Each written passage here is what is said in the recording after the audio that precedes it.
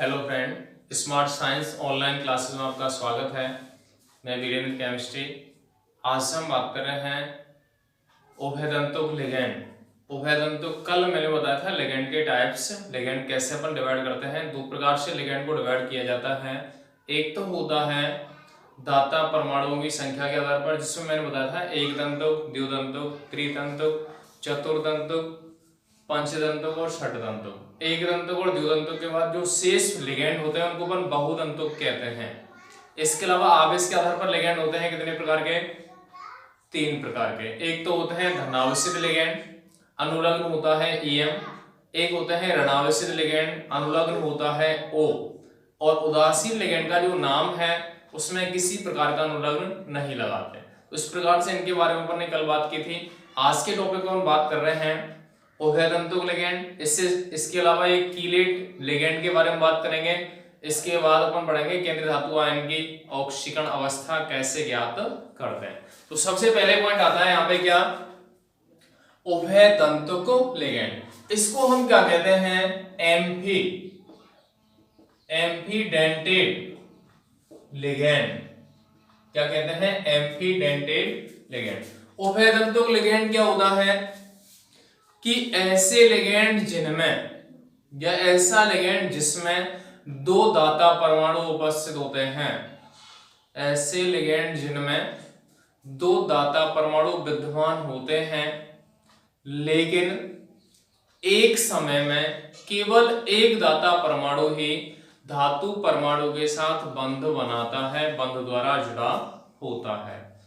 तो उस लिगैंड को हम क्या कहते हैं? उभयदंतुक लिगैंड। दोबारा सुने, ऐसा लिगैंड जिसमें एक से अधिक दाता परमाणु उपस्थित होते हैं, लेकिन एक समय में केवल एक दाता परमाणु ही धातु परमाणु के साथ बंध का निर्माण करता है, उसे हम क्या कहते हैं? उभयदंतुक लिगैंड। क्या कहा जाता है उसे? उभयदंतुक लिगैंड। कैसे होगा, कैसे अपन डिफाइन करेंगे? जैसे CN-। अब CN- अगर होता है तो इसको अपन क्या कहते हैं? ये अगर लिगैंड धातु के साथ बॉन्डिंग करता है, धातु को अपन शो करते हैं M से। M के साथ अगर बॉन्डिंग करेगा तो ये आएगा MCN, मतलब कार्बन परमाणु धातु के साथ बॉन्ड बना रहा है लेकिन नाइट्रोजन नहीं बनाता। इस कंडीशन को अपन क्या कहते हैं? साइनेटो। क्या कहते हैं? साइनेटो। लेकिन सेकंड कंडीशन क्या हो सकती है? M। इस कंडीशन में इलेक्ट्रॉन कौन दे दे? नाइट्रोजन परमाणु। कौन दे इलेक्ट्रॉन? नाइट्रोजन परमाणु। अब यहां पर अपन देख रहे हैं दोनों का सूत्र समान है, एक जैसा है, एक ही प्रकार का लिगैंड है, लेकिन एक टाइम पे कार्बन परमाणु इलेक्ट्रॉन देकर के M के साथ बॉन्ड बना रहा है, दूसरे टाइम पे नाइट्रोजन परमाणु M को इलेक्ट्रॉन देकर के बंध का निर्माण करता है। तो ये जो लिगैंड है, जो CN लिगैंड है, इस कंडीशन को अपन क्या कहते हैं? आइसोसाइनेटो। क्या कहते हैं? आइसोसाइनेटो। तो ये जो लिगैंड है वैसे तो एक दंतुक है, क्योंकि केवल एक दाता परमाणु, अपन कह सकते हैं केवल एक बंध बनाता है, क्योंकि ये एक दंतुक लिगैंड है। लेकिन हम ये कहते हैं कि इसमें होने को तो दो दाता परमाणु हैं, लेकिन जब एक समय में एक ही दाता परमाणु विद्यमान है, बॉन्डिंग बनाता है, ऐसा कभी नहीं होता कि दोनों की दोनों परमाणु ही, कार्बन और नाइट्रोजन दोनों धातु परमाणु के साथ बंध बना लें। अगर दोनों साथ में बंध बनाते तो इसको द्विदंतुक लिगैंड कहते। लेकिन यहाँ पे हर संभव कंडीशन में केवल एक दाता परमाणु ही बंध का निर्माण करता है, तो ये एक दंतुक है। लेकिन ऐसा है, इसमें होने को तो दाता परमाणु कितने हैं? दो हैं, लेकिन एक टाइम में केवल एक दाता परमाणु ही धातु के साथ बंध बनाता है, तो इस लिगैंड को हम क्या कहते हैं? उभयदंतुक लिगैंड। ठीक है। इसके अलावा हम बात करें जैसे NO2। अब NO2 को अगर बॉन्डिंग अपन शो करें, M nitrogen double bond O, यहां कौन इलेक्ट्रॉन दे रहा है? नाइट्रोजन। एक स्थिति ये आ जाए MO। अब देखो दोनों का सूत्र एक जैसा है, एक जैसे हैं, NO2 ही है। यहाँ पे देखो NO2, लेकिन यहाँ पे बॉन्डिंग किसके साथ हो रही है? नाइट्रोजन के साथ। यहाँ बॉन्डिंग किसके साथ हो रही है? ऑक्सीजन के साथ। तो NO2 भी कैसा लिगैंड है? उभयदंतुक। कैसा लिगैंड होगा? उभयदंतुक। इसको हम क्या कहते हैं? नाइट्रो। इसको अपन क्या कहते हैं? नाइट्राइटो। ठीक है, बताओ कोई दिक्कत? परिभाषा मैंने सीधी सीधी है कि ऐसे लिगेंड जिनमें एक से अधिक दाता परमाणु विद्यमान होते हैं लेकिन एक समय में, या अपन कह सकते हैं ऐसे लिगेंड जिनमें दो दाता परमाणु विद्यमान होते हैं लेकिन एक समय में केवल एक दाता परमाणु ही धातु परमाणु के साथ बंध द्वारा जुड़ा होता है, उभय तंतुक लिगेंड कहलाते हैं। जैसे एग्जांपल CN है, साइनो साइनेट, अपना साइनो आइसोसाइनो, या अपन कह सकते हैं साइनेटो आइसोसाइनेटो। साइनो और साइनेटो में कोई चेंजिंग नहीं है, एक ही बात है। नाइट्रो नाइट्राइटो, इसके अलावा अपना थायोसाइनेटो थायोसाइनो या आइसोथायोसाइनेटो, इसके अलावा थायोसल्फेटो भी होता है, अपना थायोसल्फेटो होता है, उसमें एक जगह तो सल्फर बॉन्डिंग करता है और एक जगह होता है, क्योंकि उसमें क्या होता है H2O3, ये होता है सूत्र थायोसल्फेटो का। एक टाइम पे सल्फर बॉन्डिंग करता है धातु के साथ, एक टाइम पे ऑक्सीजन बॉन्डिंग करता है, तो ये भी कैसा लिगेंड होता है? उभय तंतुक लिगेंड की तरह ये कार्य करता है। तो इस प्रकार से हम उभय तंतुक लिगेंड की परिभाषा दे सकते हैं, एग्जांपल शो कर सकते हैं, कोई दिक्कत नहीं होनी चाहिए। ठीक है, चलें आगे, कोई समस्या? चलें, ठीक। नेक्स्ट अपना जो पॉइंट है वो कौन सी स्थिति है जिससे अपन बात करेंगे, क्या है? उभय तंतुक लिगेंड तो यहाँ पे क्लियर है। अब आगे अपन बात करेंगे कीलेट लिगेंड, कीलेट वलय, कीलेटीकरण, इंपॉर्टेंट पॉइंट है।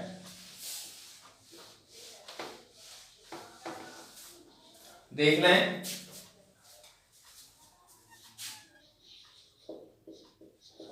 कीलेटीकरण या कीलेट संकुल कह सकते हैं, यहां पर हम कह सकते हैं कीलेट संकुल। सुने, डेफिनेशन क्या होती है, सूत्र क्या होता है, एग्जाम्पल अपन कैसे शो करते हैं कि ऐसे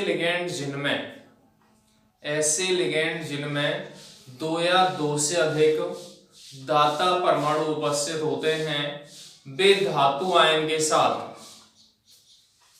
ऐसे लिगेंड जिनमें दो या दो से अधिक दाता परमाणु उपस्थित होते हैं वे धातु आयन के साथ बंध बना करके एक वलयनुमा संरचना का निर्माण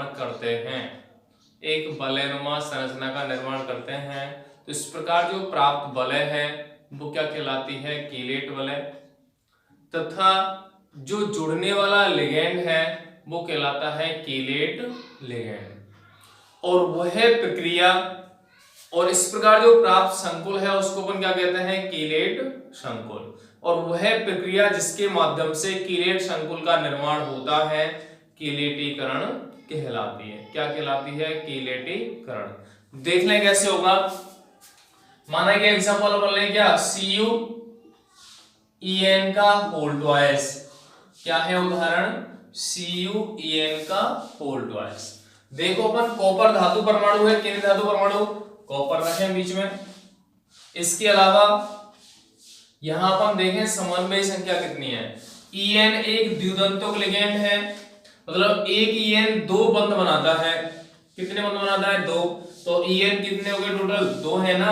En का होल ट्वाइस है, मतलब कितने बंध बनेंगे टोटल? कितने हो जाएंगे? चार बंध का निर्माण होगा। अब यहां से कैसे होगा? En की संरचना क्या होती है?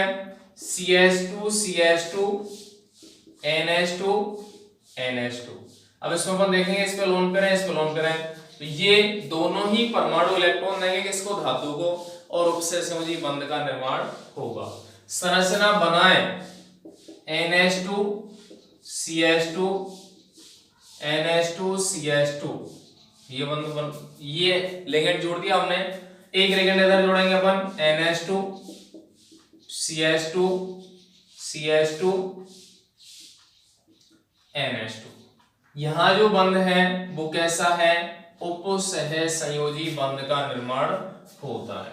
अब ये कहें हम कि कॉपर बीच में है, केंद्रीय धातु परमाणु है, उससे एक लिगेंड तो ये जुड़ रहा है En, एक लिगेंड ये जुड़ रहा है En।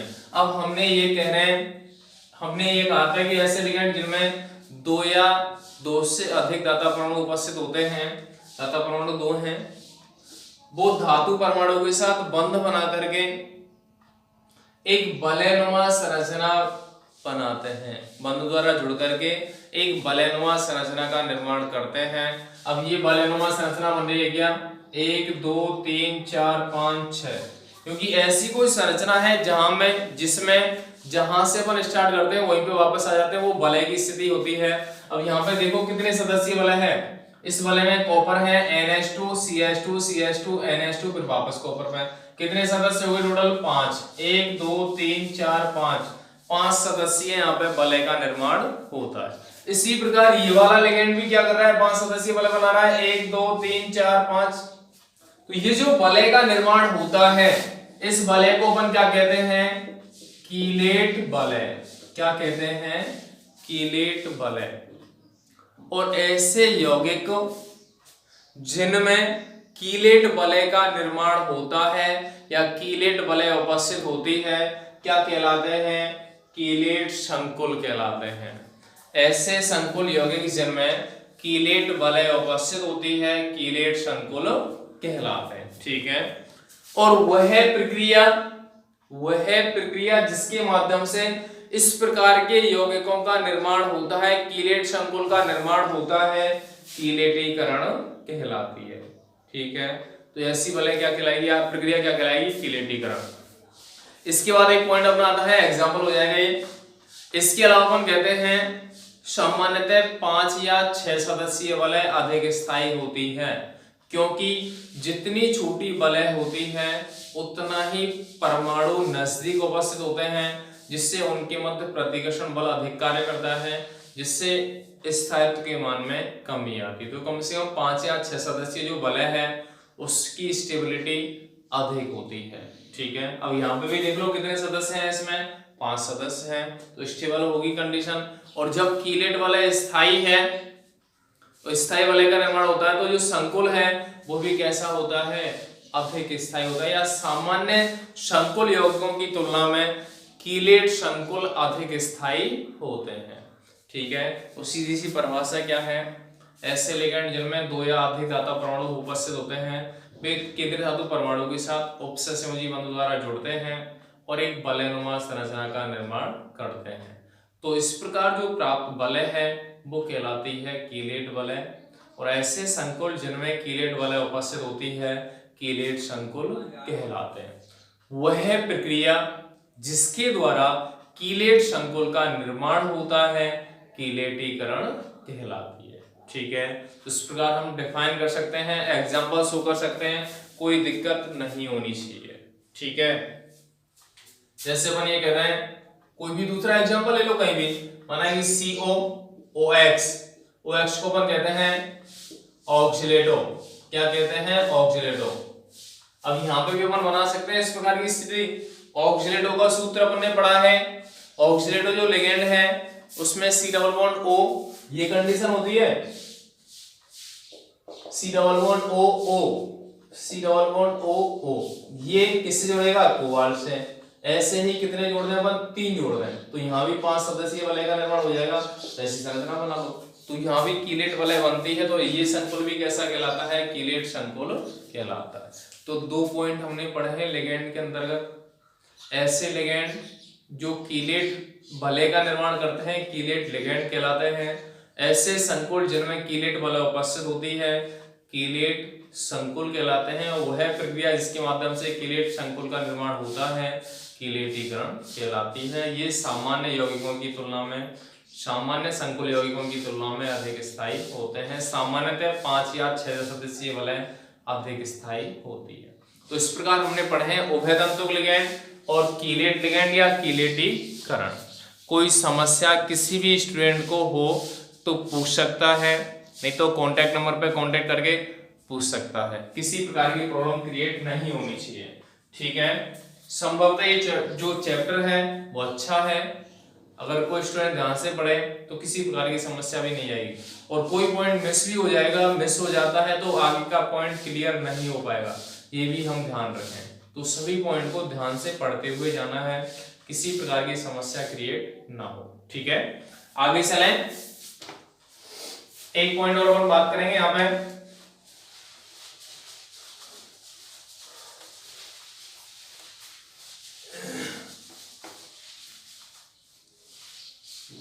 देखो, केंद्रीय धातु परमाणु की, केंद्रीय धातु परमाणु की ऑक्सीकरण अवस्था,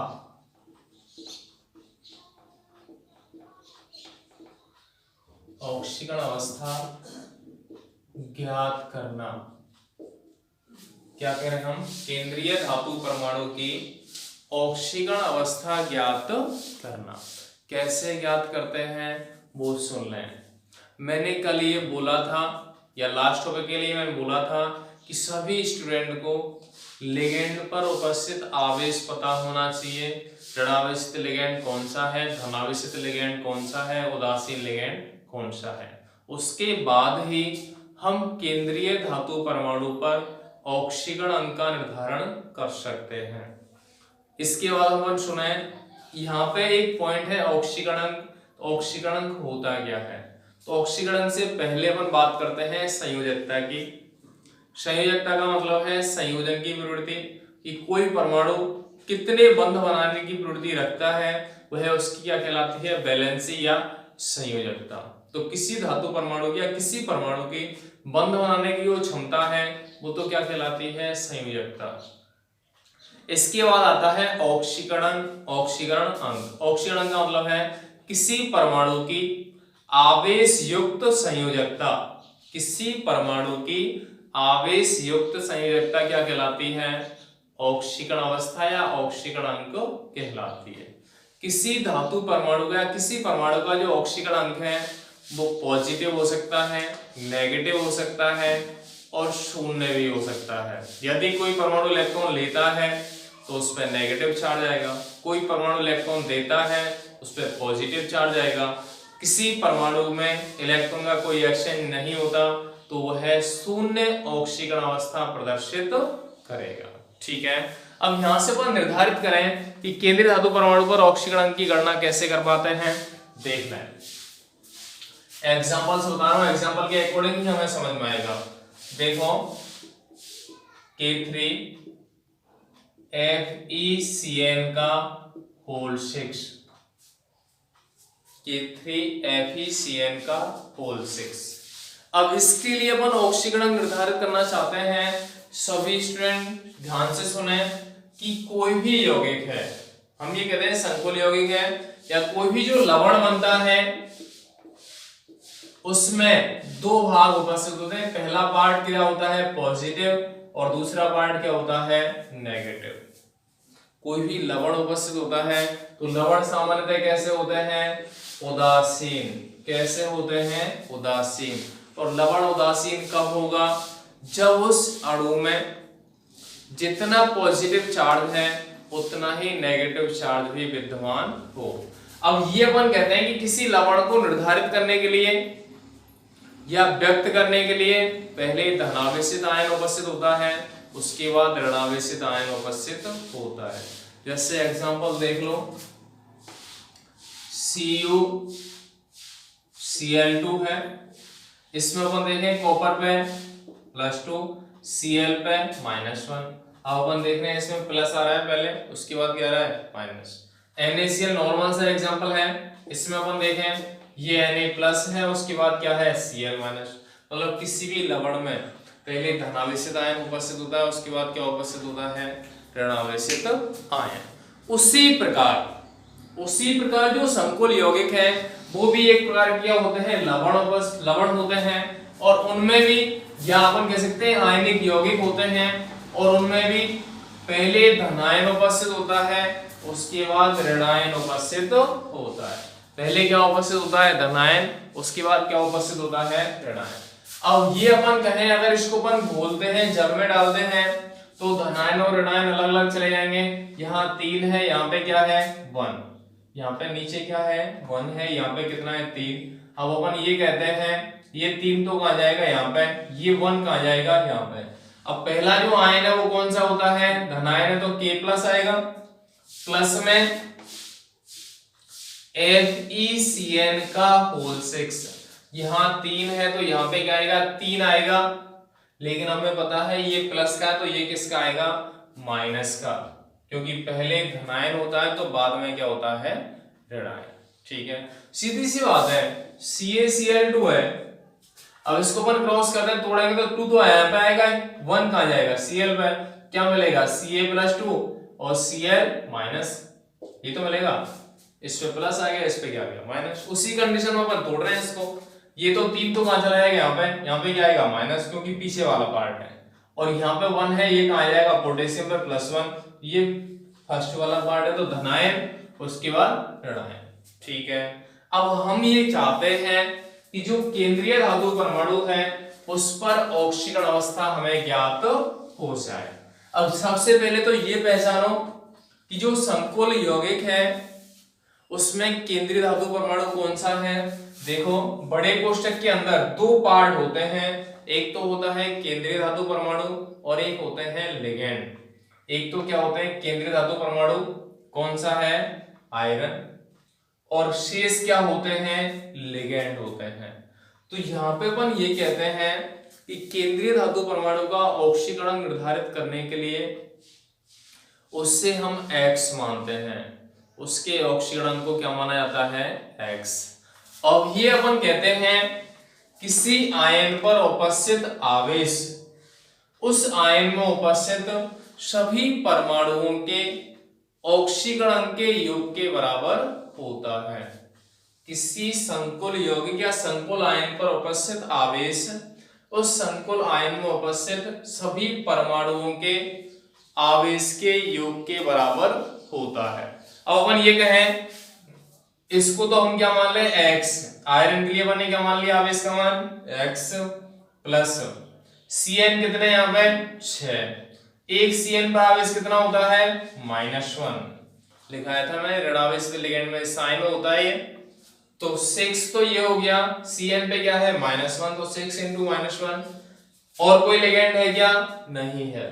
बराबर किसके है ये, ऊपर जो आवेश है, बराबर किसके होगा, ऊपर जो उपस्थित आवेश है। तो इसको सॉल्व करें, x - 6 बराबर -3, तो इस -6 को उधर ले जाएं, क्या मिलेगा, +6 - 3 बराबर क्या आएगा, +3। तो हम क्या कह सकते हैं, इस आयरन की जो ऑक्सीकरण अवस्था है वो 3 है। कितनी है, +3 है, 3 है, अपन शो कर सकते हैं। ठीक है, कोई दूसरा एग्जांपल ले लें अपन, CO NH3 का होल 4 Cl2, यहां पे क्या उपस्थित है, +1, माना कि यहाँ पे क्या उपस्थित है, +1 है, या यहाँ पे क्या है, Br। ठीक है, अब इसको अपन तोड़ें तो यहाँ तो 1 है, यहाँ पे क्या है 1, इसको तोड़ेंगे तो ये तो 1 तो आएगा इधर प्लस का, ये 1 का जाएगा माइनस का। अब ये कहो स्टार्टिंग बड़े कोष्ठक से, मतलब यहाँ पे जो धनायन है वो कैसा है, संकुल है, और ऋणायन कौन सा है, Br- ब्रोमाइड है। ठीक है, अब अपन ये कहें इस पे आवेश क्या है, +1 है। अब इसका ऑक्सीकरण निकालना चाहते हैं तो कोबाल्ट क्या है, केंद्रीय धातु परमाणु, कोबाल्ट क्या है यहाँ पे, केंद्रीय धातु परमाणु। इसका ऑक्सीकरण कैसे निकालें, इसको हम क्या मान लें, X मान लिया, प्लस में NH3 कितने हैं, 4, एक NH3 पे आवेश कितना होता है, 0, क्योंकि NH3 कैसा लिगेंड है, उदासीन, NH3 कैसा लिगेंड है, उदासीन है। ठीक है, प्लस में Cl कितने हैं, 2 हैं, एक Cl पे आवेश क्या है, -1।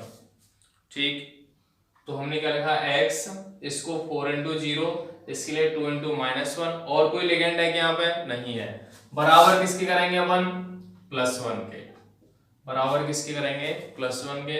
यहां से क्या मिलेगा, X प्लस, ये तो 0 हो जाएगा, ये क्या हो जाएगा, -2 बराबर +1। इस -2 को उधर ले जाएं, क्या मिलेगा, प्लस के 2 आएगा, तो प्लस के 2 और प्लस का 1 कितना आएगा, प्लस के 3। मतलब कोबाल्ट की जो ऑक्सीजन अवस्था है वो कितनी मिलेगी, 3 मिलेगी, या +3 मिलेगी। अब बताओ कोई समस्या किसी को भी कैसे अपन ऑक्सीकरण निर्धारित कर पाते हैं। ठीक है, कर सकते हैं आराम से अपन, कोई दिक्कत हो रही है? चलें एक एग्जांपल और बताऊं। एक उदाहरण अपन ले रहे हैं, NiCO का होल कोर, NiCO का होल कोर। अब इस एग्जांपल अपन देखें, इस बड़े कोष्टक के बाहर ना तो इधर कुछ है ना इधर कुछ है, मतलब ये जो पूरा संकुल है वो कैसा है? उदासीन। और उदासीन होगा तो इसमें आवेश क्या होगा? जीरो। क्या होगा? ऊपर टोटल आवेश जीरो आएगा। अब जीरो अगर स्थिति है तो इसका ऑक्सीकरण पवन कैसे निकालें? निकल का ऑक्सीकरण, इसका ऑक्सीकरण ये क्या है? CO को अपन कहते हैं, CO दो स्थिति होती है, CO और CO। ये तो होता है कार्बोनिल, कार्बन मोनोऑक्साइड, और पहले कार्बन उसके बाद ऑक्सीजन छोटा, ये क्या होता है? कोबाल्ट, जो धातु है। क्योंकि हम ये कहते हैं किसी परमाणु को इंडिकेट करने के लिए पहला लेटर कैपिटल होता है, उसके बाद क्या होता है? स्मॉल। चाहे कुछ भी हो, धातु अधातु उपधातु, लेकिन अगर कोई यौगिक है उसमें दोनों सिमिलर हो सकते हैं। कार्बन और ऑक्सीजन दोनों अलग अलग परमाणु हैं, दोनों मिलकर के एक अणु का निर्माण कर रहे हैं, जिसमें कार्बन और ऑक्सीजन की जो स्थिति है वो सेम स्थिति में आता है, मतलब बराबर आकार में उपस्थित होते हैं। दोनों कैसे होते हैं? कैपिटल। इसका ऑक्सीजन निकालें, निकल को अपन क्या माने? X प्लस 4 है CO। एक CO कैसा होता है? उदासीन, तो इसमें आवेश क्या मिलेगा? जीरो। X प्लस 4 इंटू 0 बराबर टोटल आवेश कितना है? इस पे जीरो है। यहां से क्या मिलेगा? X प्लस 0 बराबर 0, X बराबर क्या मिलेगा? जीरो। अर्थात हम क्या कह सकते हैं? निकल का ऑक्सीकरण कितना प्राप्त होता है? यहाँ पर शून्य प्राप्त होता है। तो इस प्रकार से हम किसी भी धातु परमाणु के लिए ऑक्सीकरण की गणना कर सकते हैं। तो सबसे पहले क्या चाहिए हमें? कि जो ऋणावेशित लिगेंड है, धनावेशित लिगेंड है और उदासीन है, उन सभी के बारे में हमें पता हो, उस पे किस पे प्लस चार्ज है, किस पे माइनस चार्ज है, तभी जाके हम केंद्रीय धातु परमाणु का ऑक्सीकरण निर्धारित कर सकते हैं। ठीक है, कोई समस्या नहीं होगी, नॉर्मल सी बात है, आराम से अपन इंडिकेट कर सकते हैं। केवल लिगेंड के बारे में हमें पता होना चाहिए। ठीक है, तो आज का टॉपिक ये कंप्लीट होता है और कल अपन नेक्स्ट टाइम बात करेंगे उपसेचय यौगिकों का नामकरण। तो नामकरण में ये पॉइंट काम आएगा, ऑक्सीकरण का अपन कैसे निर्धारित करते हैं। तो ये लिगेंड वगैरह हमें सभी संभवतः याद होने चाहिए, पता होना चाहिए, तभी जाके अपन को नामकरण और ऑक्सीडेशन नंबर आराम से क्लियर हो पाएगा। तो आज का टॉपिक यहाँ पे कंप्लीट होता है और बात करेंगे नेक्स्ट टाइम नेक्स्ट टॉपिक के साथ। धन्यवाद।